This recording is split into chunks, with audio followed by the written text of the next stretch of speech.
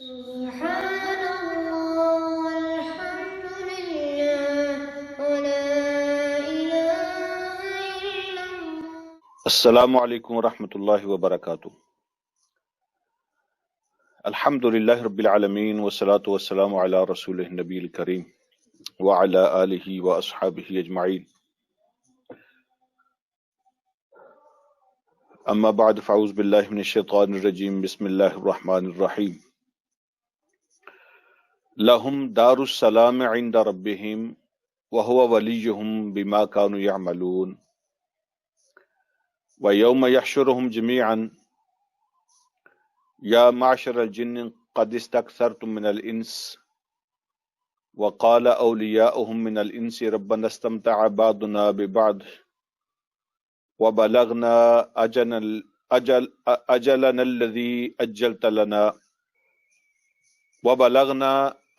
الذی اجلت لنا قال النار مثواکم خالدین فیہا الا ما شاء اللہ ان ربک حکیم علیم۔ صدق اللہ العظیم۔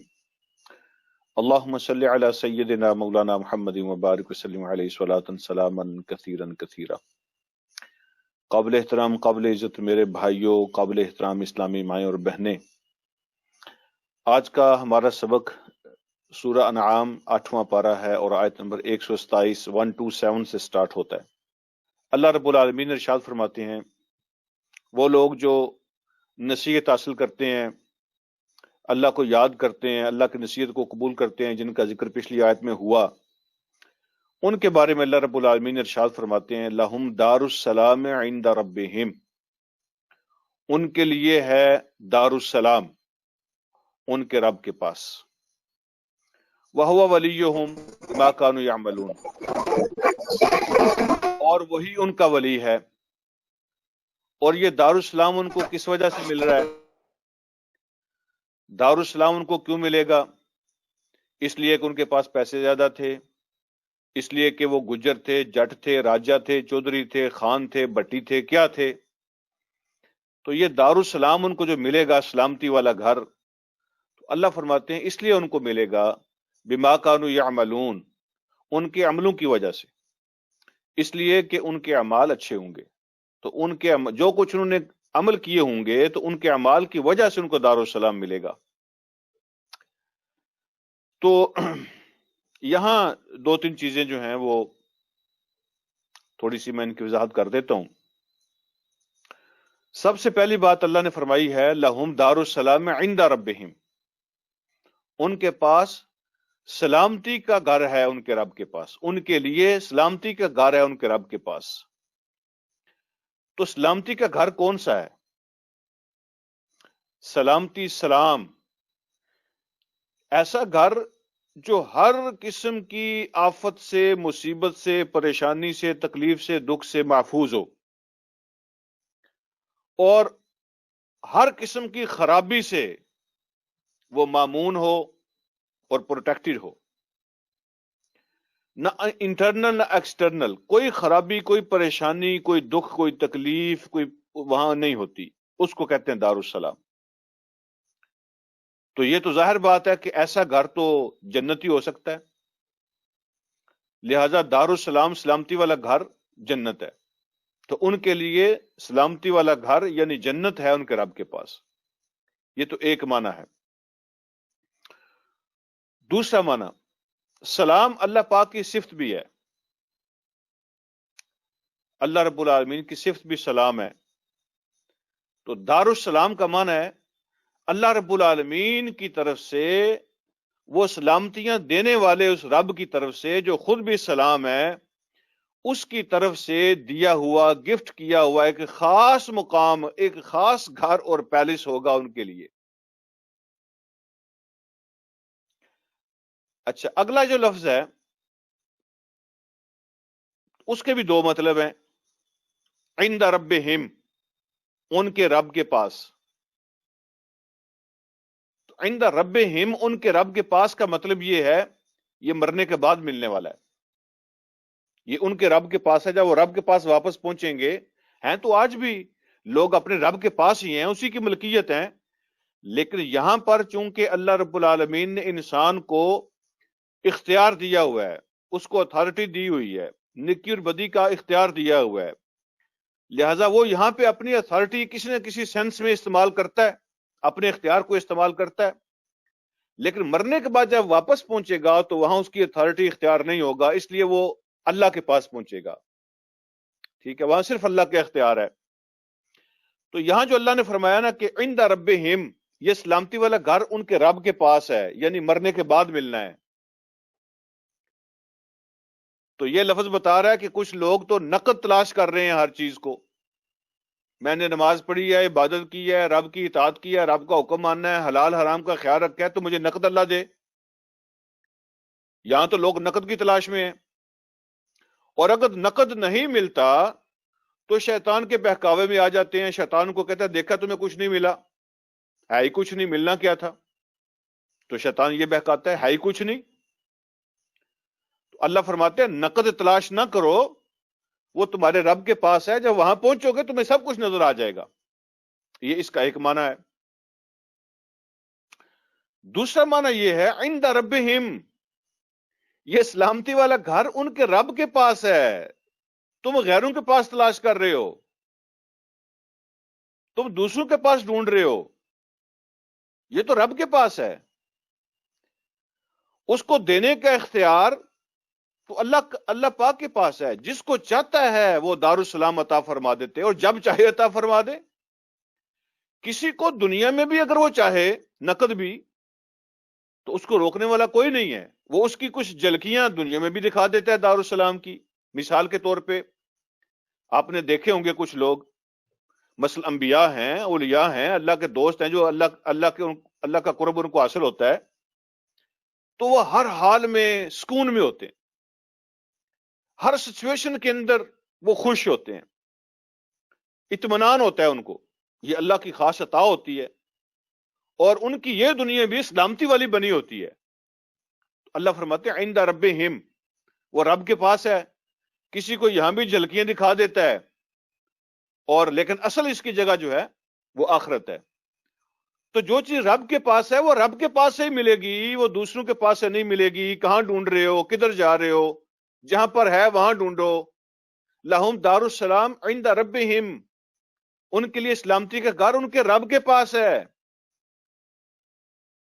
تم سمجھتے ہو یورپ میں ہے یا انگلینڈ میں ہے یا امریکہ میں ہے، وہاں جا کے ڈھونڈ رہے ہو، ایسا نہیں ہے۔ ہوا وہوا ولیہم، وہ ہے ان کا اصلی دوست، ان کا اصلی ولی، ریئل اونر اللہ کی ذات ہے، اصلی دوست ان کا اللہ کی ذات ہے، ان کا خیر خواہ اللہ کی ذات ہے۔ اور پھر تیسری بات فرمائی بما کانوا یعملون، یہ دارالسلام ان کو اس لیے ملے گا کہ ان کے عمل اچھے تھے، عملوں کے نتیجے میں ملے گا۔ یہاں ایک بات سمجھ لیں، یہ جو اللہ نے فرمایا نا عمل کے نتیجے میں ملے گا، ان کے عملوں کی وجہ سے ملے گا، یہ اللہ رب العالمین کی طرف سے اپریشیشن ہے اہل ایمان کے لیے، یہ حوصلہ افزائی ہے۔ اللہ مومنوں کی حوصلہ افزائی کر رہے ہیں، تم نے بہت بہت کچھ کیا، بہت اچھا کیا، یہ دیکھو یہ رزلٹ ہے تمہارے امتحان کا، یہ نتیجہ ہے تمہارا۔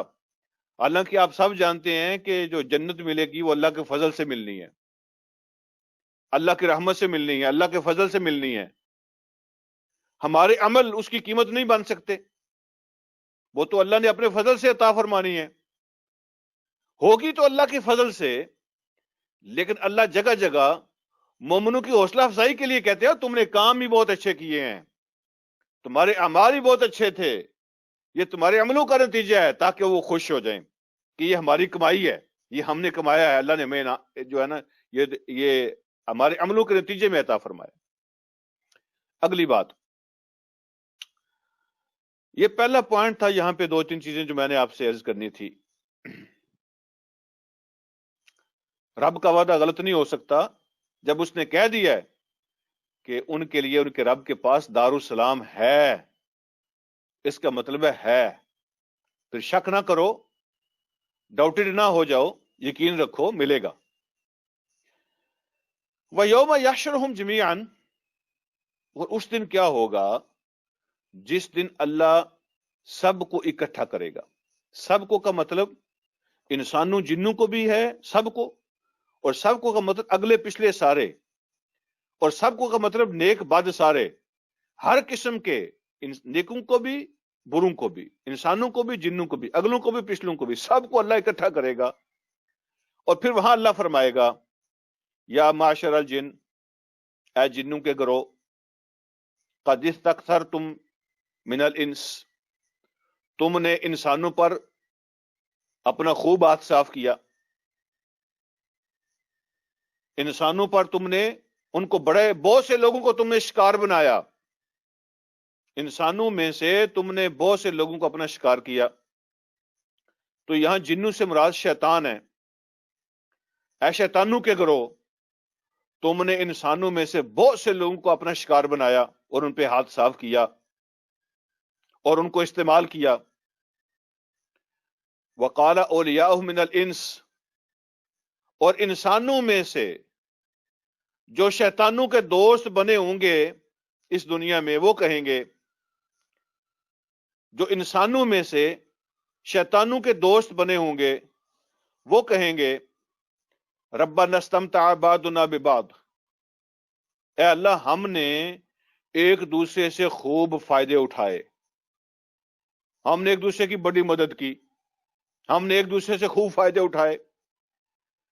انسان جو شیطان ہے وہ جن شیطانوں کو فالو کرتے تھے، جن انسان شیطانوں کی سپورٹ کیا کرتے تھے. ہم شیطانوں نے مل کے آپس میں، جنوں اور انسانوں، سارے شیطانوں کے گروپ نے، سارے گندے لوگوں نے، سارے برے لوگوں نے، ہم نے ایک دوسرے کو خوب فائدہ پہنچایا، ہم نے ایک دوسرے سے خوب فائدے اٹھائے، ہم نے ایک دوسرے کو خوب استعمال کیا.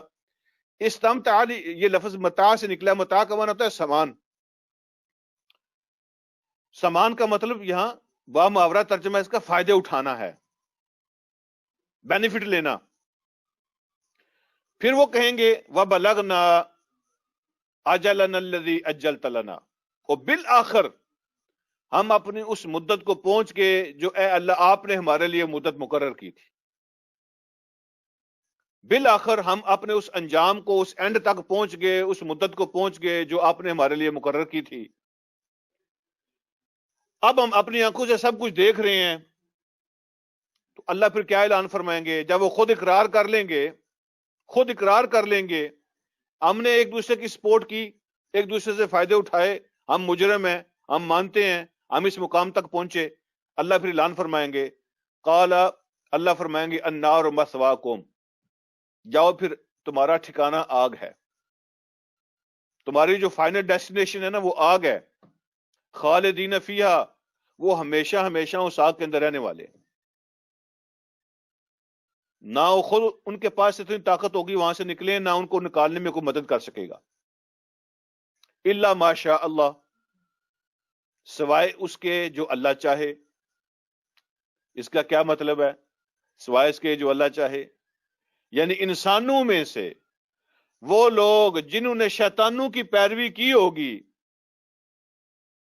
لیکن کچھ نہ کسی درجے میں ایمان ہوگا، تو بالآخر اللہ ان کو دوزخ سے نکال لیں گے اس ایمان کے بدلے میں. الا ماشاء اللہ، یہ اللہ رب العالمین نے اپنا اختیار رکھا ہے. اللہ فرمائیں گے آگ تمہارا ٹھکانہ ہے، اب اگلا اختیار اللہ نے اپنے پاس رکھا ہے. الا ماشاء اللہ، جس کو اللہ چاہیں گے جب چاہیں گے نکال لیں گے. تو اس میں تو بحث کی گنجائش نہیں ہے.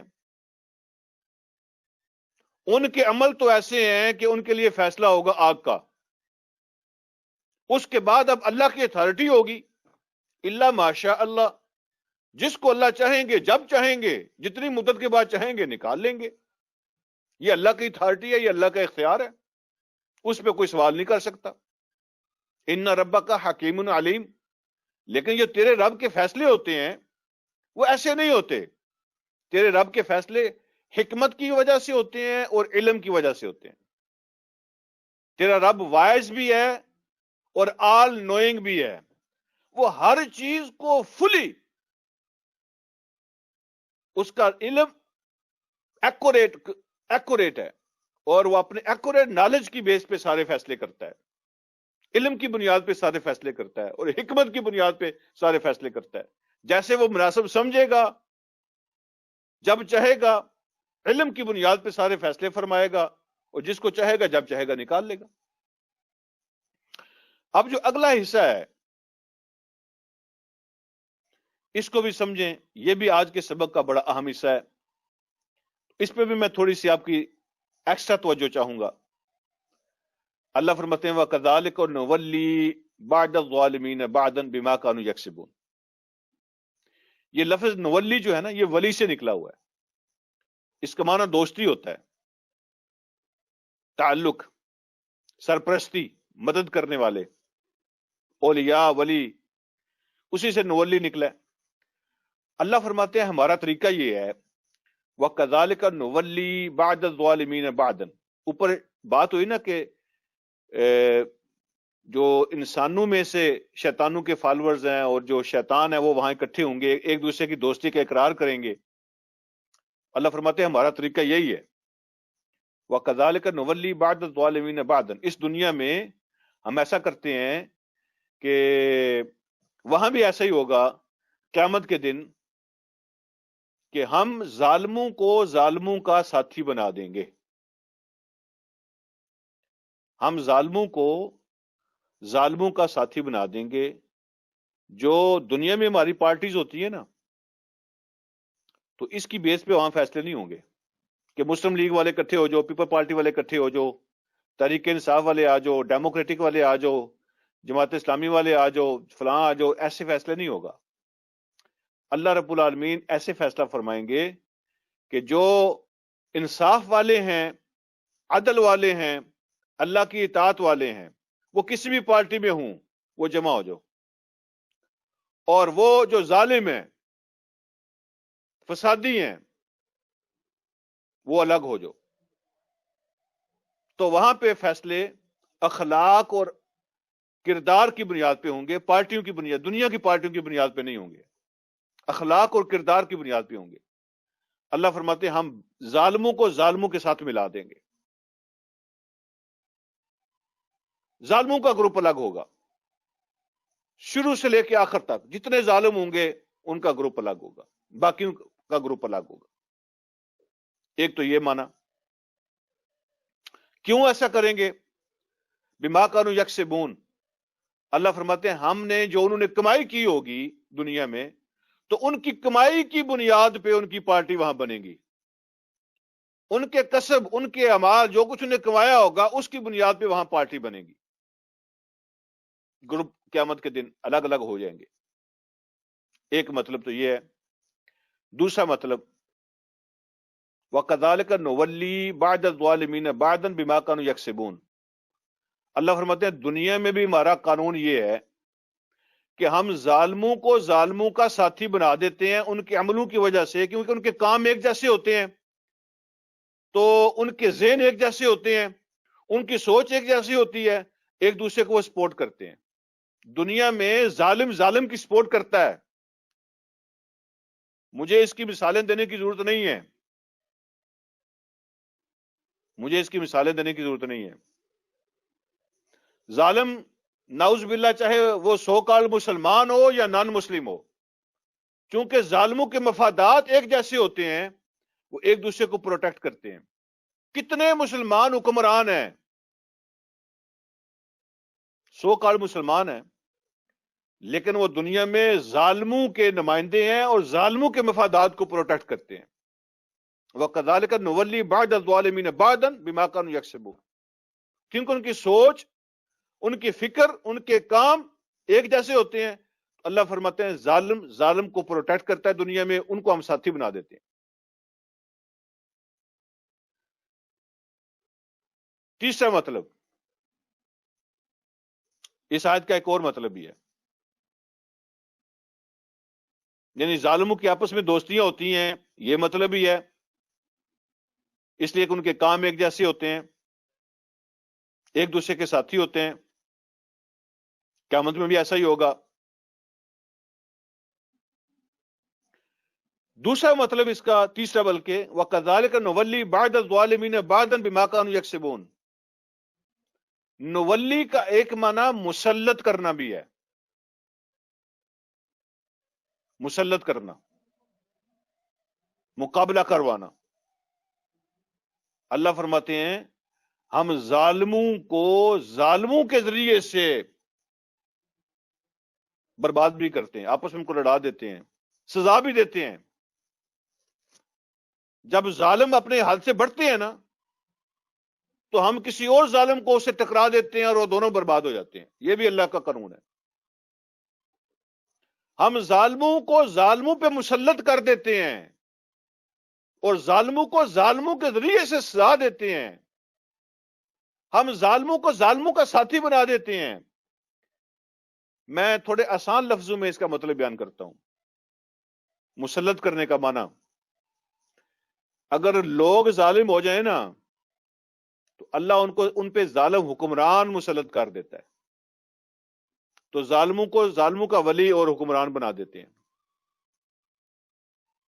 ظالموں کو لوگ ظالم ہو جائیں تو ان کو سزا دیتے ہیں ظالم حکمرانوں کے ذریعے سے، اور ہم ظالم حکمرانوں کو ظالم پبلک کے اوپر مسلط کر دیتے ہیں اور وہ پھر ان کا جینا مشکل کر دیتے ہیں.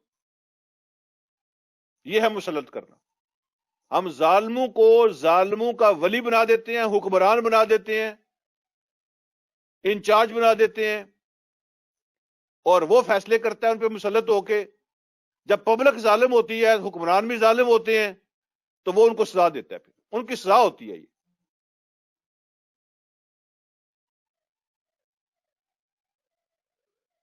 یہ اللہ کا دستور ہے، یہ اللہ کا قانون ہے. میں یہاں آپ سے ایک جملہ عرض کرنا چاہتا ہوں.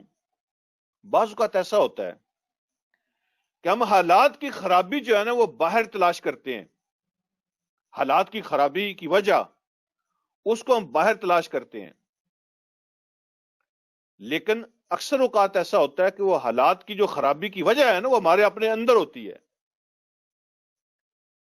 وہ ہماری اپنی غلطیوں کے نتیجے ہوتے ہیں جو ہم پہ مسلط ہوتے ہیں. ہماری اپنے قصور ہوتے ہیں جو ہم پہ مسلط ہوتے ہیں. ظالم لوگ، بد کردار لوگ، ناسمجھ لوگ، کرپٹ لوگ جو ہم پہ مسلط ہوتے ہیں، اس کی وجہ انٹرنل ہوتی ہے. ہماری اپنی خرابیاں ہوتی ہیں، ہماری اپنی چوائس ہوتی ہے. وہ جب ہماری چوائس ظالم بن جائیں گے، بد کردار لوگ ہماری چوائس بن جائیں گے، کرپٹ لوگ ہماری چوائس بن جائیں گے، تو اللہ پھر ان ظالموں کے ذریعے سے ہمیں سزا دے گا.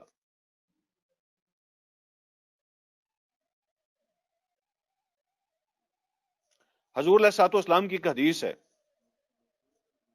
نبی علیہ الصلوۃ والسلام نے ارشاد فرمایا جب اللہ کسی حکمران سے راضی اور خوش ہوتے ہیں تو حکمران چھوٹے بھی ہوتے ہیں، بڑے انچارج ہوتے ہیں، جو انچارج جس کو آپ ناظم کہتے ہیں، جس کو آپ امیر کہتے ہیں، جس کو آپ بوس کہتے ہیں، ٹھیک ہے، وہ بھی انچارج، وہ بھی حکمران ہوتا ہے چھوٹے لیول پر. فیملی کا جو سربراہ ہوتا ہے وہ بھی حکمران ہے. اس لیے میں یہ وضاحت کر رہا ہوں تاکہ آپ ہر جگہ پہ اس کو رکھ کے سوچیں کہ نبی علیہ الصلوۃ والسلام فرمایا کہ جو بوس ہوتا ہے، جو انچارج ہوتا ہے، جو ناظم امیر حکمران ہوتا ہے، جس سطح کا بھی ہوتا ہے، جب اللہ اس سے راضی اور خوش ہوتا ہے تو اللہ اس کو جو اس کے ماتحت ہوتے ہیں نا اچھے لوگ ان کو دیتا ہے. اس کے جو وزیر ہوتے ہیں، اس کے جو مشیر ہوتے ہیں، اس کے جو کارندے ہوتے ہیں، اس کے جو کارکن ہوتے ہیں، اللہ ان کو اچھے لوگ دیتا ہے اس کو، اور وہ اس کے سپورٹیو ہو جاتے ہیں، مددگار بن جاتے ہیں اچھے کاموں میں. اور جب اللہ کسی انچارج سے، کسی بوس سے، کسی امیر سے، کسی ناظم سے، کسی حکمران سے، کسی سربراہ سے ناراض اور ناخوش ہوتے ہیں تو اللہ رب العالمین ان کو ایسے کرندے، ایسے وزیر، ایسے مشیر، ایسے کارکن دے دیتا ہے کہ وہ کوئی بھی کام کرنا چاہتا ہے تو وہ اس کے لیے رکاوٹ بن جاتے ہیں، ان کو قابو ہی نہیں کر سکتا، وہ اس کے لیے درد سر بن جاتے ہیں. مشیر ہی پٹھے ہو جاتے ہیں، اینٹی کرپشن والے خود ہی کرپٹ ہو جاتے ہیں، اینٹی کرپشن والے کرپٹ ہو جاتے ہیں. یہ اللہ رب العالمین کا طریقہ. جب اللہ کسی سے خوش نہیں ہوتا تو اس کے نیچے کام کرنے والے بھی ایسے ہی ہوتے ہیں، اور جب نیچے کام کرنے والے ایسے ہوتے ہیں تو اوپر بھی ایسے ہی ہوتے ہیں. اللہ کی سزا ہوتی ہے. جب کسی سربراہ سے اللہ خوش ہوتا ہے تو اس کو اچھے ورکر دیتا ہے، اچھی عوام دیتا ہے، اچھی رعایا دیتا ہے. تو ایک دوسرے کے ساتھ لازم ملزوم ہے چیزیں. اب اس آیت کو دوبارہ دیکھیں تو آپ کو پورا سینیریو سمجھ آئے گا. وَكَذَلِكَ نُوَلِّي بَعْضَ الظَّالِمِينَ بَعْضًا بِمَا كَانُوا يَكْسِبُونَ. اور ایسے ہی ہم ظالموں کو ظالموں کا ساتھی بنا دیتے ہیں، ایسے ہی ہم ظالموں کو ظالموں پہ مسلط کر کے ان کو سزا دیتے ہیں ان کے کاموں کی وجہ سے. آگے بڑھتے ہیں. اللہ فرمائیں گے یا معاشرہ جن والانس، اے انسانوں اور جنوں کے گروہ، الم یاتکم رسل منکم، کیا تمہارے پاس رسول نہیں آئے تھے تم ہی میں سے؟ یہ لفظ یاد رکھنا، میں اس پہ آپ سے ایک بات کروں گا. الم یاتکم رسل منکم، کیا تمہارے پاس نہیں آئے تھے رسول تم ہی میں سے؟ یہ جو اللہ نے فرمایا تم میں سے، اس کو یاد رکھنا. میں اس پہ آتا ہوں دوبارہ. یقصون علیکم آیاتی، کہ وہ تمہیں میری آیتیں پڑھ پڑھ کے سناتے ہوں. تمہارے پاس تم ہی میں سے میرے رسول نہیں آئے تھے جو میری آیتیں پڑھ پڑھ کے تمہیں سناتے ہوں. وَيُنذِرُونَكُمْ لِقَاءَ يَوْمِكُمْ هَٰذَا، اور تمہیں ڈراتے رہے ہوں آج کے دن کی تمہاری ملاقات سے. آج کے دن کی ملاقات جو رب سے ہونی ہے قیامت کے دن، اس سے تمہیں وہ ڈرایا نہیں کرتے تھے؟ رسول آئے تمہارے پاس کہ نہیں تم ہی میں سے؟ میری باتیں تمہیں سنائی کہ نہیں؟ قیامت کے دن سے ڈرایا کہ نہیں؟ حساب کتاب سے اکاؤنٹیبلٹی سے ڈرایا کہ نہیں؟ قالوا شہدنا علی انفسنا، وہ خود اپنے اوپر گواہی دیں گے، اپنے خلاف گواہی دیں گے، کہیں گے ہاں آیات ہے، آپ کے نمائندے، آپ کے بھیجے ہوئے رسول آئے تھے. تو پھر کیوں نہیں مانا؟ وجہ کیا بنی؟ وَغَرَّتْهُمُ الْحَيَاةُ الدُّنْيَا، دنیا کی زندگی نے ان کو دھوکے میں ڈال دیا تھا، دنیا کے چکر میں آ گئے تھے، دنیا کی زندگی کے دھوکے میں پھنس گئے تھے.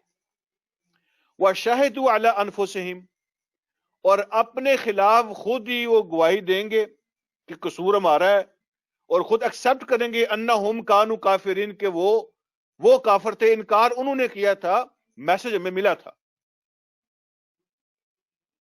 تو یہ اللہ رب العالمین شہادت لیں گے ان سے قیامت کے دن رسول آئے تھے، پیغام ملا تھا، وہ اقرار کریں گے، کہیں گے ہمارا قصور ہے، ہم نے انکار کیا تھا، دنیا کے چکر میں آ گئے تھے.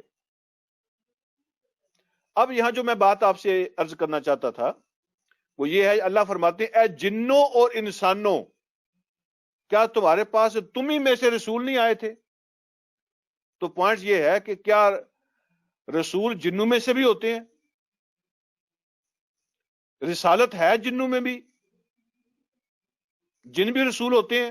جب اللہ کہہ رہے اے جنوں اور انسانوں، میرے رسول نہیں آئے تھے تم ہی میں سے تمہارے پاس، تو اس کا مطلب ہے کہ اللہ جنوں کو بھی خطاب کر رہے ہیں، تو پوچھ رہے ہیں کہ تمہارے پاس تم ہی میں سے رسول نہیں آئے تھے.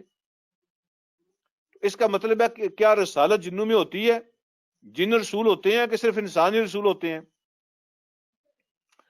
تو اس کے بارے میں دو اوپینین ہیں.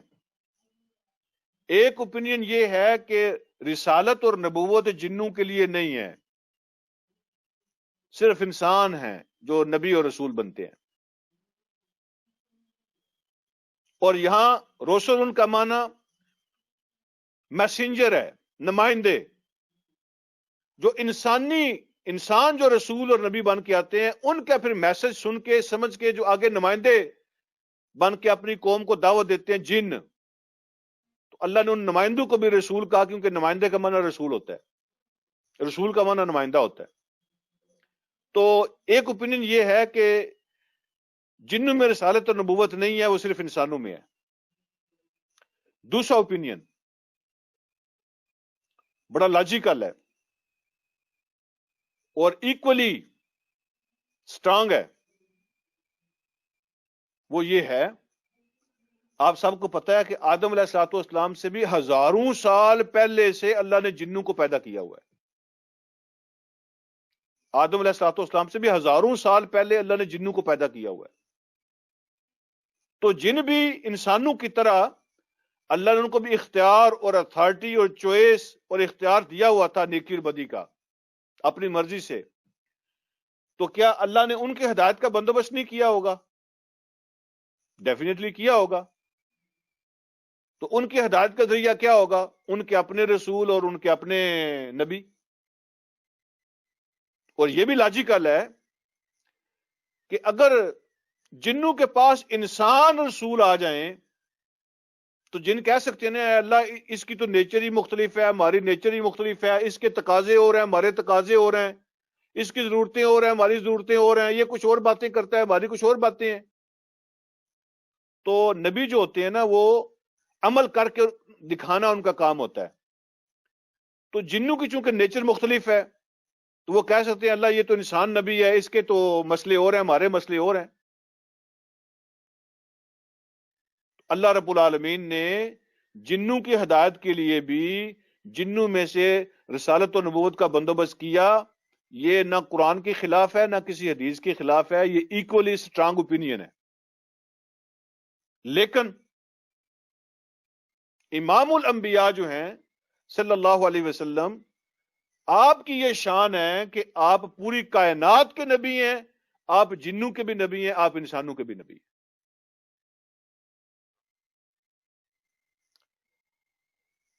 اچھا جی، اگلی بات،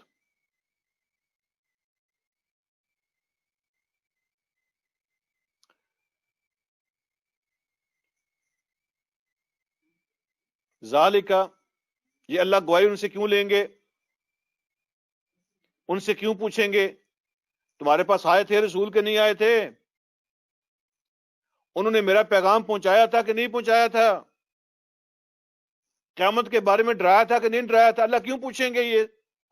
اور وہاں وہ اقرار کریں گے تو اللہ رب العالمین انصاف کے تقاضے پورے کریں گے. وہ خود مانیں گے کہ آئے تھے، میسج ملا تھا، ہم نے انکار کر دیا تھا. جب وہ خود اقرار کر لیں گے، انصاف کے تقاضے پورے ہو جائیں گے، گواہی مکمل ہو جائے گی، اس کے بعد اللہ سزا کا فیصلہ فرمائیں گے. اللہ یہ کیوں پوچھیں گے؟ اللہ فرماتے ہیں ذالکا، اللہ یہ بندوبست اس لیے کریں گے، اس لیے ان سے پوچھیں گے الم یکر ربک مہلک القری بظلم واہلھا غافلون، کہ تیرا رب ایسا نہیں ہے، تیرا رب ایسا نہیں ہے کہ بستی والوں کو زیادتی کر کے، یعنی انصاف کے تقاضوں کے خلاف، تیرا رب ظلم نہیں کرتا کسی پر. تیرا رب ایسا نہیں ہے کہ کسی بستی والے پر ظلم کر کے اس کو سزا دے. وَأَهْلُهَا غافلون، حالانکہ وہ بیچارے اس میسج سے غافل ہوں، ان کو ریمائنڈر نہ ملا ہو، ان کے پاس پیغام نہیں پہنچا، وہ غفلت میں پڑے ہوئے تھے. یہ پوائنٹ اچھی طرح سمجھ لیں. اللہ نے فرمایا وَأَهْلُهَا غافلون. غفلت کا معنی یہ ہوتا ہے کہ ایک میسج، ایک پیغام، کوئی چیز وہ آپ کو پہلے پتہ تھی لیکن آپ نے بلا دی، اس کو کہتے ہیں غفلت. تو اللہ رب العالمین کی جو توحید ہے نا، جو نیکی اور بدی کا کانسیپٹ ہے، یہ اللہ پاک نے ہر کسی کی روح میں رکھ دیا ہے. لیکن جب دنیا میں آتا ہے بندہ اس پہ پردہ پڑ جاتا ہے تو بھول جاتا ہے. تو اس لیے انبیاء کا کام اس کو ریمائنڈ کروانا ہے. وہ ہر کسی کی نیچر میں شامل ہے. اللہ نے اقرار لے کر سب کو دنیا میں بھیجا ہے. ساری روحوں کو پیدا کر کے اللہ نے ان سے اقرار لیا ہوا ہے، میں تمہارا رب ہوں کہ نہیں. سب نے مانا ہوا ہے، ہر روح نے ایمان قبول کیا ہوا ہے. اس کے بعد اللہ اس کو دنیا میں بھیجتے ہیں، اور دنیا میں آ کے بندے غافل ہو جاتے ہیں، اللہ ان کی غفلت کے سے جگانے کا بندوبست کرتے ہیں. اس لیے فرمایا وَأَهْلُهَا غافلون. اللہ کا طریقہ یہ نہیں ہے کہ انصاف کے تقاضے پورے کیے بغیر کسی بستی کے لوگ غافل ہوں، ان کو ریمائنڈر نہ ملا ہو، کوئی نہیں آیا ان کے پاس میسج لے کر، تو اللہ ان کو سزا دے. ایسا رب نہیں کرتا. کتنی بڑی بات ہے. دنیا میں کوئی ایسا علاقہ اگر ہو، کوئی ایسی قوم گزری ہو ہسٹری میں، کوئی ایسے علاقے ہوں، ایسے گاؤں ہوں، دیہات ہوں، جنگل ہوں، پہاڑ ہوں، جس میں کوئی لوگ رہتے ہیں لیکن جن تک اللہ کا میسج نہیں ملا، پہنچا، کوئی نہیں پہنچا اللہ کا میسج اس کو ریمائنڈ کروانے والا، تو اللہ رب العالمین ان سے مختلف طریقے سے ڈیل فرمائیں گے. جتنی بات ان کی نیچر کے مطابق ان کو یاد رکھنی چاہیے تھی اللہ کی توحید کے بارے میں، ان سے اتنا ہی سوال ہوگا. باقی جو اعمال کی ڈیٹیل ہے، اگر ان تک میسج نہیں پہنچا، ریمائنڈ کروانے والے نہیں پہنچے، اللہ ان سے ڈفرنٹ طریقے سے ڈیل کریں گے. لوگوں تک ریمائنڈر پہنچانا، اس کا بندوبست اللہ فرما دیتے ہیں مختلف طریقوں سے. میں تو سوچتا ہوں اور میں کہتا ہوں کہ آپ تو میں تو سوچتے ہوں گے کہ ہم یہاں یورپ میں آئے ہیں پیسے کمانے کے لیے، دنیا کو بہتر بنانے کے لیے. میں تو کہتا ہوں جیسے کیسے بھی ہیں مسلمان تو ہیں نا، ہم نے ایمان تو قبول کیا ہوا ہے نا. اللہ رب العالمین نے دنیا کے مختلف نان مسلم علاقوں میں ہم میں سے کسی نہ کسی کو بھیجا ہے. ہم تبلیغ نہ بھی کریں، ہیں تو مسلمان نا، لوگوں کو پتہ ہے ہم مسلمان ہیں، تو ہم کسی نہ کسی حوالے سے تعارف کروا رہے ہیں، میسج دے رہے ہیں، اچھا یا برا جو بھی ہے، اسلام کے نمائندے بن کے پہنچے ہیں. نمائندے بن کے اللہ نے پہنچایا ہے. اور زمانے کے ساتھ ساتھ اور بہت سے طریقے ہیں لوگوں تک میسج پہنچانے کے. میڈیا آ گیا ہے، سوشل میڈیا آ گیا ہے، پرنٹ میڈیا ہے. اللہ رب العالمین کے پیغام دنیا کے کونوں تک پہنچ رہا ہے، ہر زبان میں، ہر زبان میں، ہر زبان میں. یہاں یو کے میں بھی دیکھیں نا، کوئی ایسی بستی نہیں لگتی مجھے، کوئی ایسا کونا نہیں ہے جہاں مسلمان نہ ہو. کچھ عرصہ پہلے ہمارے ہاں ایک ہمارے بڑے عزیز دوست، ہمارے مربی رہنما ڈاکٹر سید احسان اللہ شاہ صاحب شہید رحمہ اللہ، وہ ہمارے ڈسٹرکٹ گجرات کے امیر تھے. تو ان کا بیٹا جو ہے نا سید حارث، وہ یہاں پہ نیوی مرچنٹ کا ایک کورس کرنے کے لیے آ گئے. ان کا 1 سال کا کورس تھا یہاں پہ. تو ان کا جہاں کالج تھا نا، وہ یو کے کا ایک کونا ہے، ٹھیک ہے جی. میں ان کو وہاں چھوڑنے گیا تو میں ان کو کہہ رہا تھا شاہ صاحب یہاں پر تو آپ کو کوئی مسلمان نہیں مل سکتا، یہ تو بالکل الگ تھلگ ایک کونا ہے سمندر کے کنارے پر. یہاں پر تو صرف ٹریننگ یا نان مسلم جو ہے وہ برٹش لوگ رہتے ہیں. یہاں پر تو کانسیپٹ نہیں ہوگا، کوئی تصور نہیں ہوگا مسلمان یہاں کیسے ہوں گے، آپ کے لیے مشکل ہوگی تھوڑی سی. جب وہاں ہم اس ٹاؤن میں، اس علاقے میں پہنچے تو ہمیں پگڑیوں والے نظر آئے، پگڑیوں والے، برقعوں والی خواتین نظر آئیں، مشتیں وہاں بنی ہوئی. بنگالی، بنگلہ دیش کے مسلمان وہاں بے شمار تعداد میں رہ رہے ہیں. اور جناب بازاروں میں ہمیں نظر آئے گھوم رہے ہیں، داڑھیوں والے، ٹوپیوں والے، برقعوں والے، ٹھیک ہے. مشتیں وہاں بنی ہوئی ہیں، لوگ جمعے پڑھ رہے ہیں، سارا کچھ ہو رہا ہے. سبحان اللہ. کوئی ایسی بستی نہیں ہے جہاں پہ کوئی نہ کوئی نہیں پہنچا ہوا، اللہ نے بندوبست کیا ہوا ہے اور میسج پہنچ رہا ہے. اب میں آپ سے ایک اور بات عرض کروں، یہاں پہ جو گریٹر مانچسٹر پولیس ہے نا، مجھے اس کا پتا ہے. تو ہو سکتا ہے پورے یو کے لیے قانون بن گیا، لیکن گریٹر مانچسٹر پولیس کا مجھے پتا ہے. یہاں پہ ایک رمضان میں 2 سال پہلے کی بات ہے، رمضان میں یہاں پہ ہم نے افطاری رکھی ہوئی تھی. تو جو پولیس ڈپارٹمنٹ ہے ان کے لوگوں کو ہم نے دعوت دی ہوئی تھی. تو ان کے ساتھ جو ہے نا ایک مسلمان لڑکی بھی جو پولیس میں کام کرتی ہے، وہ بھی ان کے ساتھ آئی تھی اور اس نے حجاب کیا ہوا تھا، حجاب کیا ہوا تھا. تو اس سے پوچھا کہ آپ کو مشکل نہیں ہوتی جب آپ جاب پہ ہوتی ہیں، ڈیوٹی پہ ہوتی ہیں، کہ آپ نے حجاب کیا ہوا ہے؟ اس نے کہا شاید آپ کو نہ پتا ہو، باقاعدہ طور پر آفیشلی حجاب کو پولیس یونیفارم کا حصہ قرار دے دیا گیا ہے. کوئی مسلمان لڑکی اگر پولیس جوائن کرتی ہے تو آفیشلی حجاب اس کی یونیفارم کا حصہ ہے، کوئی اس کو کہہ نہیں سکتا تم نے کیوں پہنا ہوا ہے. یہ بھی تو میسج پہنچ رہا ہے نا. تو اللہ رب العالمین نے ہر جگہ میسج پہنچانے کے انتظام کیے ہوئے ہیں، لیکن جس تک نہیں پہنچا فار ایگزامپل اللہ پاک اسے ڈیفرنٹ طریقے سے ڈیل کریں گے. انصاف کے تقاضے اللہ پورے کریں گے، یہ قرآن کا فیصلہ ہے. اس لیے آج کی جو آخری بات ہے وہ اللہ فرماتے ہیں وَلِكُلٍّ دَرَجَاتٌ مِّمَّا عَمِلُوا، ہر ایک کے درجے ہیں اس کے مطابق جیسے انہوں نے عمل کیے ہیں. ہر ایک کے درجے ہوں گے ان کے عملوں کے مطابق. ایمان والوں کے بھی درجے ہیں اور کفر والوں کے بھی درجے ہیں اور شرک والوں کے بھی درجے ہیں. ہر کسی کے درجے ہوں گے ان کے اعمال کے مطابق. کافروں کو بھی سب کو ایک جیسی سزا نہیں ہوگی. مشرکوں کو بھی سب کی ایک جیسی سزا نہیں ہوگی. ان کے اندر بھی لیول ہوں گے اور مسلمانوں کے اندر بھی جیسے لیولز ہیں ان کے اندر بھی لیولز ہوں گے. اللہ فرماتے ہیں وَلِكُلٍّ دَرَجَاتٌ مِّمَّا عَمِلُوا. ہر کسی کا اپنا لیول ہوگا اس کے اعمال کی حساب سے. وَمَا رَبُّكَ بِغَافِلٍ عَمَّا يَعْمَلُونَ. اور جو کچھ بھی کسی نے کیا ہوگا تیرا رب ان کے کاموں سے غافل نہیں ہوگا. تیرا رب ان کے کاموں سے غافل نہیں ہے جو کچھ بھی انہوں نے کیا ہوگا. آگے جو حصہ ہے اس میں بھی بڑی انٹرسٹنگ باتیں ہیں, بڑی زبردست باتیں. تو وہ بھی میں آپ سے شیئر کرنا چاہتا تھا لیکن یہاں ختم کرتے ہیں, وہ اتنے ٹائم میں کور نہیں ہوں گی اور پھر ہمیں سوال و جواب کا جو ہے نا وہ ٹائم نہیں رہے گا. بڑی انٹرسٹنگ بات اگلے درس میں بھی آ رہی ہے کہ اللہ فرماتے ہیں کہ جو مشرک لوگ تھے نا انہوں نے حصے کیے ہوئے تھے اپنے. وہ کیسے کرتے تھے؟ وہ اپنے غلے میں, دولت میں, اپنی چیزوں میں انہوں نے حصے کیے ہوئے تھے. کہتے یہ رب کا ہے اور یہ ہمارے شریکوں کا ہے.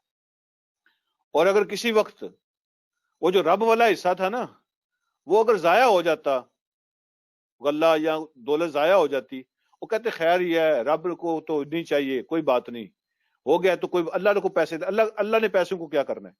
لیکن اگر شرکاء کا حصہ اس میں سے کوئی ضائع ہو جاتا تو کہتے نہیں ان کو ناراض نہیں ہونا چاہیے, پھر اللہ کا حصہ لے کر نا ان کو دے دیتے تھے. سمجھ آئی بات؟ اس کا مطلب کیا ہے؟ بہت دور تک بات جاتی ہے. یعنی اللہ نے مشرکوں کی بات کی ہے کہ جو شریکوں کا حصہ تھا نا اس میں سے لے کے اللہ کو نہیں دیتے تھے اگر اللہ والا حصہ ضائع ہو جاتا, لیکن جو اللہ کا حصہ تھا نا وہ لے کر شریکوں کو دے دیتے تھے, یہ ناراض نہ ہوں. یہ ساری پٹیاں ان کو کون پڑھاتا تھا کہ ان کو ناراض نہیں ہونا چاہیے؟ میں آپ کو بتاؤں گا اگلے درس میں کہ ان کو یہ پٹیاں کون پڑھاتا تھا, اور آج کے زمانے میں بھی یہ پٹیاں کون پڑھاتا ہے.